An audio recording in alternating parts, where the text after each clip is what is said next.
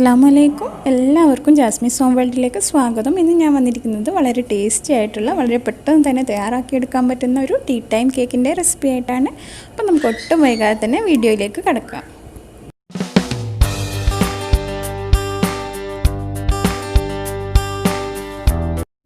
നമുക്ക് കേക്ക് ഉണ്ടാക്കാനായിട്ട് തുടങ്ങാം. അതിനായി ആദ്യം തന്നെ ഡ്രൈ ആയിട്ടുള്ള ഒരു പാത്രം എടുക്കണം. അതിനുശേഷം ഇതിലേക്ക് ഞാൻ 1/4 കപ്പ് മൈദപ്പൊടിയാണ് ചേർത്ത് കൊടുക്കുന്നത്. എൻ്റെ കയ്യിലുള്ള ഒരു കപ്പ് 250 ml ആണ്. അപ്പോൾ 1/4 കപ്പ് എന്ന് പറയുമ്പോൾ 185.2 ml. കപ്പില്ലാത്ത ആളുകൾ എല്ലാവരുടെയും വീട്ടിലുണ്ടാകുന്ന ചായ കുടിക്കുന്ന ഒരു ഗ്ലാസ് എടുക്കുക. ആ ഒരു ഗ്ലാസ്സിൽ 1/4 ഗ്ലാസും പിന്നെ ഒരു ടേബിൾ സ്പൂണൂടെ എടുത്താൽ ഇതേ ഒരു അളവ് തന്നെയായിരിക്കും നമുക്ക് കിട്ടുക. ഇനി ഇതിലേക്ക് ഞാൻ ഒരു ടേബിൾ സ്പൂൺ മിൽക്ക് പൗഡർ ചേർത്ത് കൊടുക്കുന്നുണ്ട്. ഇത് ഓപ്ഷണലാണ്, കയ്യിലുണ്ടെങ്കിൽ മാത്രം ചേർത്ത് കൊടുക്കാം. ഇനി ഇതിലേക്ക് 1/4 teaspoon baking soda, 1/2 teaspoon baking powder, ഒരു നുള്ള് ഉപ്പ്, ഇത്രയും ചേർത്ത് കൊടുത്തതിന് ശേഷം ഇത് നന്നായിട്ടൊന്ന് മിക്സ് ചെയ്തെടുക്കാം. ഞാനിതിവിടെ നന്നായിട്ട് മിക്സ് ചെയ്തെടുത്തിട്ടുണ്ട്. ഇനി ഇതൊരു അരിപ്പയിലൂടെ ഒരു 2 അല്ലെങ്കിൽ 3 പ്രാവശ്യം നന്നായിട്ടൊന്ന് തരിച്ചെടുക്കണം. ബേക്കിംഗ് പൗഡറും ബേക്കിംഗ് സോഡയും മിൽക്ക് പൗഡറൊക്കെ നമ്മുടെ ഈ ഒരു മൈദയിൽ നന്നായിട്ട് മിക്സായി കിട്ടാൻ വേണ്ടിയിട്ടും നമ്മൾ ഈ ഒരു ഡ്രൈ ഇൻഗ്രീഡിയൻസ് വെറ്റ് ഇൻഗ്രീഡിയൻസിലേക്ക് ചേർത്ത് കൊടുക്കുമ്പോൾ കട്ട കെട്ടിപ്പോകാതിരിക്കാനും വേണ്ടിയിട്ടാണ് ഇതേപോലെ തരിച്ചെടുക്കുന്നത്. ഞാനിതൊരു 2 പ്രാവശ്യം തരിച്ചെടുത്തതിന് ശേഷം കാണിക്കാം. ഞാനിതിവിടെ ഒരു 2 പ്രാവശ്യം നന്നായിട്ട് തരിച്ചെടുത്തിട്ടുണ്ട്. അപ്പോൾ നമ്മുടെ ഡ്രൈ ഇൻഗ്രീഡിയൻസ് ഇവിടെ റെഡി ആയിട്ടുണ്ട്. ഇനി നമുക്കിതിലേക്കുള്ള വെറ്റ് ഇൻഗ്രീഡിയൻസ് കൂടെ തയ്യാറാക്കിയെടുക്കാം. അതിനായി ഞാനിവിടെ നല്ല ഡ്രൈ ആയിട്ടുള്ള ഒരു മിക്സി എടുത്തിട്ടുണ്ട്. ഇനി ഇതിലേക്ക് 2 മുട്ട കൂടി ചേർത്ത് കൊടുക്കാം. മുട്ട ചേർത്ത് കൊടുക്കുമ്പോൾ എപ്പോഴും റൂം ടെമ്പറേച്ചറിലുള്ള മുട്ട മാത്രം ചേർത്ത് കൊടുക്കാം. മുട്ട ചേർത്ത് കൊടുത്തതിന് ശേഷം ഇതിലേക്ക് 1/4 കപ്പ് പഞ്ചസാര, അതായത് നമ്മൾ മൈദ എടുക്കുന്ന അതേ ഒരളവ് തന്നെ പൊടിക്കാത്ത പഞ്ചസാരയാണ് ഞാൻ ചേർത്ത് കൊടുത്തിട്ടുള്ളത്. ചേർത്ത് കൊടുത്തതിന് ശേഷം ഒരു 3 മിനിറ്റ് മിക്സിയിൽ നന്നായിട്ടൊന്ന് അടിച്ചെടുക്കാം. ഞാനിതിവിടെ ഒരു 3 മിനിറ്റ് നന്നായിട്ട് അടിച്ചെടുത്തിട്ടുണ്ട്.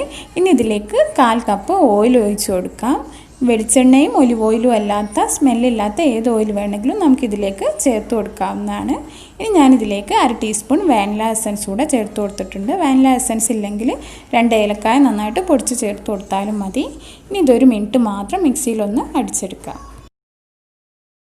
ഇവിടെ ഒരു മിനിറ്റ് മിക്സിയിൽ നന്നായിട്ടൊന്ന് അടിച്ചെടുത്തിട്ടുണ്ട്. ഇനി ഇത് നല്ല ക്ലീൻ ആയിട്ടുള്ള വെള്ളമൊന്നുമില്ലാത്ത ഒരു പാത്രത്തിലേക്ക് ഒഴിച്ചു കൊടുക്കാം. അതിനുശേഷം നമുക്കിതിലേക്ക് നമ്മൾ നേരത്തെ റെഡിയാക്കി വെച്ച ഡ്രൈ ഇൻഗ്രീഡിയൻസ് ചേർത്ത് കൊടുക്കാം. ഡ്രൈ ഇൻഗ്രീഡിയൻസ് ചേർത്ത് കൊടുക്കുമ്പോൾ മൊത്തത്തിൽ ഇതിലേക്ക് ഒരുമിച്ച് ചേർത്ത് കൊടുക്കാൻ പാടില്ല. ആദ്യം പകുതി ചേർത്ത് അത് നന്നായിട്ടൊന്ന് മിക്സ് ചെയ്ത് കൊടുത്തതിന് ശേഷം മാത്രം ബാക്കി ചേർത്ത് മിക്സ് ചെയ്തെടുക്കാം. ഇല്ലെങ്കിൽ ഇത് പെട്ടെന്ന് തന്നെ കട്ട കെട്ടിപ്പോകാനൊക്കെ ചാൻസ് ഉണ്ട്. അപ്പോൾ ഞാൻ ഇതൊന്ന് മൊത്തത്തിലൊന്ന് മിക്സ് ചെയ്തതിന് ശേഷം നിങ്ങൾക്ക് കാണിച്ചു തരാം. ഇതിവിടെ നന്നായിട്ട് തന്നെ മിക്സ് ചെയ്തെടുത്തിട്ടുണ്ട്. ഇനി നമുക്ക് ഈ ഒരു ബാറ്റർ 3 ആയിട്ട് ഡിവൈഡ് ചെയ്യാം. അതിനായി ഞാനിവിടെ 3 ബൗൾ എടുത്തിട്ടുണ്ട്. ഈ നമ്മൾ ബൗളും പാത്രമൊക്കെ എടുക്കുമ്പോൾ നല്ല ഡ്രൈ ആയിട്ടുള്ളത് മാത്രം എടുക്കുക, അല്ലെങ്കിൽ കേക്ക് നല്ല പെർഫെക്റ്റ് ആയിട്ട് കിട്ടില്ല. നമുക്ക് ഈ ഓരോ ബൗളിലേക്കും ഈ ഒരു ബാറ്റർ ഒരേ അളവ് തന്നെ ഒഴിച്ച് കൊടുക്കാം.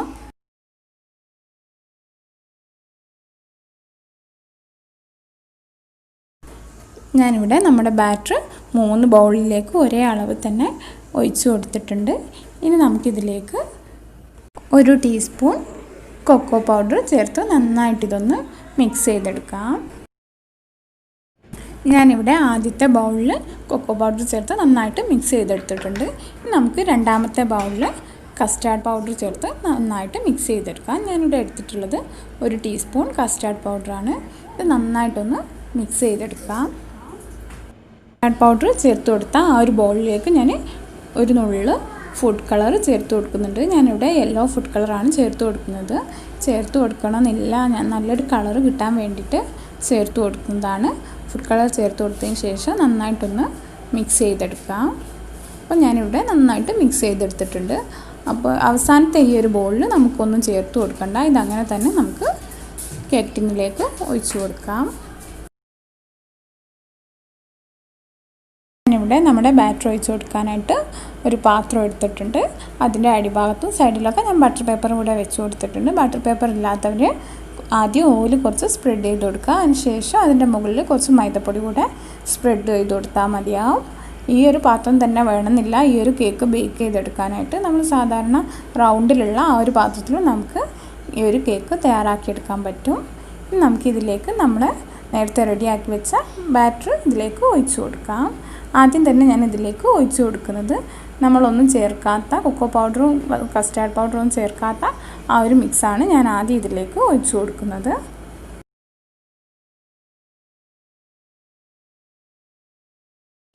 ആദ്യത്തെ മിക്സ് ഞാൻ ഇതിലേക്ക് ഒഴിച്ച് പാത്രത്തിൻ്റെ എല്ലാ ഭാഗത്തോട്ടും ഒന്ന് സ്പ്രെഡ് ചെയ്ത് കൊടുത്തിട്ടുണ്ട്. നമുക്കിതിലേക്ക് കൊക്കോ പൗഡർ ചേർത്ത രണ്ടാമത്തെ മിക്സ് ഇതിലേക്ക് ഒഴിച്ചു കൊടുക്കാം. നമുക്ക് ഇതിൻ്റെ മുകളിലേക്ക് മൂന്നാമത്തെ കസ്റ്റാർഡ് പൗഡർ ചേർത്ത ആ ഒരു മിക്സ് കൂടെ ഒഴിച്ചു കൊടുക്കാം.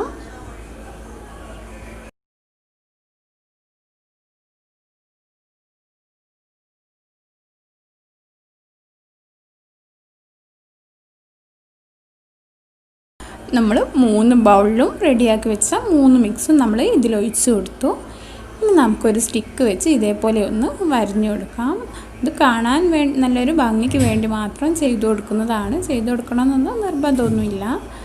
അപ്പോൾ നമ്മുടെ ബാറ്റർ ഇവിടെ റെഡി ആയിട്ടുണ്ട്. നമുക്കിത് ബേക്ക് ചെയ്യാനായിട്ട് വയ്ക്കാം. ഇവിടെ നോൺ സ്റ്റിക്കിൻ്റെ പാത്രത്തിലാണ് കേക്ക് ബേക്ക് ചെയ്തെടുക്കുന്നത്. നമുക്ക് അലൂമിനിയത്തിൻ്റെ പാത്രത്തിലോ അല്ലെങ്കിൽ സ്റ്റീലിൻ്റെ പാത്രത്തിലോ അല്ലെങ്കിൽ കുക്കറിൽ വേണമെങ്കിൽ നമുക്ക് കേക്ക് ബേക്ക് ചെയ്തെടുക്കാൻ പറ്റും. അതിൻ്റെ അടിയിലൊരു സ്റ്റാൻഡ് വെച്ച് കൊടുത്താൽ മതി. ഒരിക്കലും നമ്മൾ ഏത് പാത്രത്തിലാണ് ബേക്ക് ചെയ്യുന്നതെങ്കിലും ഡയറക്റ്റായിട്ട് നമ്മൾ ബാറ്റർ ഇറക്കി വെച്ച് കൊടുക്കാൻ പാടില്ല. നമുക്കിതൊന്ന് അടച്ച് വെച്ച് ഒരു 10 മിനിറ്റ് മീഡിയം ഫ്ലെയിമിൽ വെച്ചിട്ട് പ്രീഹീറ്റ് ചെയ്തെടുക്കാം. ഇപ്പോൾ ഒരു 10 മിനിറ്റ് കഴിഞ്ഞിട്ടുണ്ട്. നമുക്ക് അടുപ്പ് തുറന്ന് നമ്മുടെ ബാറ്റർ ഇതിലേക്ക് ഇറക്കി വെച്ച് കൊടുക്കാം. ബാറ്റർ വെച്ച് കൊടുക്കുമ്പോൾ കറക്റ്റ് സെൻറ്ററിൽ തന്നെ വെച്ച് കൊടുക്കണം.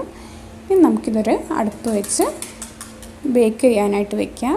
ആദ്യത്തെ 3 മിനിറ്റ് മീഡിയം ഫ്ലെയിമിൽ വെക്കുക. അതിനുശേഷം 30 മിനിറ്റ് ലോ ഫ്ലെയിമിൽ വെച്ചിട്ട് ബേക്ക് ചെയ്തെടുക്കണം.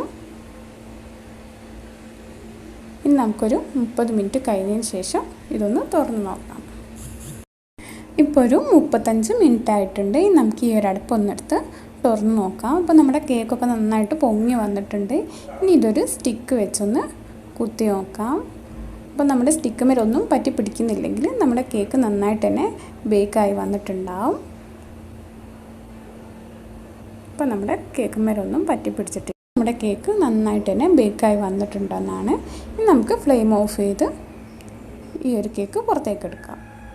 നമ്മുടെ കേക്ക് ഇവിടെ ചൂടാറിയതിന് ശേഷം ഞാനിത് പുറത്തേക്ക് എടുത്തിട്ടുണ്ട്. നമുക്കിതിൻ്റെ ബട്ടർ പേപ്പറൊക്കെ ഒന്ന് എടുത്ത് മാറ്റാം.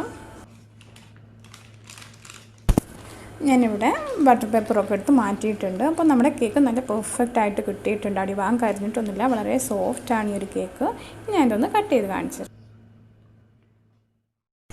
ഇന്നത്തെ ഈ ഒരു വീഡിയോ എല്ലാവർക്കും ഇഷ്ടമായെന്ന് വിശ്വസിക്കുന്നു. തീർച്ചയായും എല്ലാവരും ഈ ഒരു റെസിപ്പി ഒന്ന് ട്രൈ ചെയ്ത് നോക്കുക. വീണ്ടും മറ്റൊരു റെസിപ്പി ആയിട്ട് നമുക്ക് കാണാം. താങ്ക്